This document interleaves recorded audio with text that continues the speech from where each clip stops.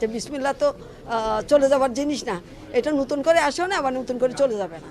সব সময় চালিয়ে আসছে, এক পক্ষ এক পক্ষে চালায়। কাজে মানুষ জানে কিভাবে এটাকে মোকাবিলা করতে হবে, মানুষজনই নিজেরাই মোকাবিলা করবে। যদি কেউ বলে থাকে যে বিসমিল্লাহ চলে যাবে, মানুষ জানবে যে বিসমিল্লাহ তো চলে যাওয়ার জিনিস না, এটা নতুন করে আসেও না, আবার নতুন করে চলে যাবে না। এটা সারা জীবন থাকবে, সব সময়ই থাকবে। আমি বলছি যে আসলে এগুলো কোনোটাই ঠিক না। নির্বাচন পরিবেশও নষ্ট হবে না এবং সঠিকভাবে সুন্দরভাবে সুশৃঙ্খলভাবে এবং উচ্চমুখর পরিবেশে ভোটটা হবে। আপনারাও অপেক্ষা করেন, যারা বলছে যাবে না তারাও ভোটের মধ্যে আসবে। ধন্যবাদ সবাই। আমাদের জেলা প্রশাসনের যে ফেসবুক গ্রুপ রয়েছে, সেই আমরা জনসমাগম স্থলে প্রচার করেছি। আমরা প্রধান উপদেষ্টার কার্যালয় থেকে যে ভোটের গাড়ি তথ্য অফিস যে প্রচার করছে, এটিও আমাদের জেলা প্রশাসন থেকে সমন্বয় করা হচ্ছে স্যার। যুব উন্নয়ন অফিস, আমাদের জেলা পরিষদ।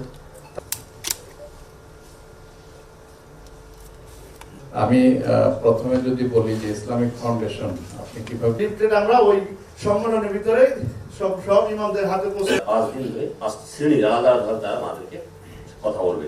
ছিল না ছিল আমি জানি তখন হয়তো অনেকেরই জন্ম হয়নি। যেটা হলো যে মানুষের কনফিডেন্স বিল্ড আপ, যে তারা নির্বিঘ্নে আসে।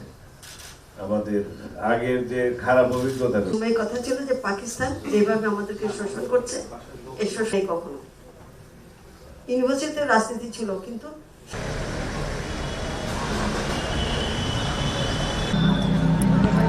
সেখানে তিনি দীর্ঘদিন অত্যাচার সহ্য করেন। গুরুত্বপূর্ণ নির্বাচনের সামনে দাঁড়িয়ে যে নির্বাচন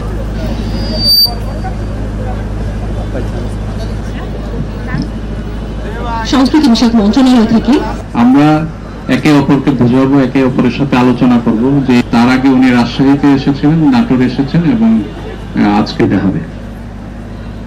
যে পরিবর্তনগুলো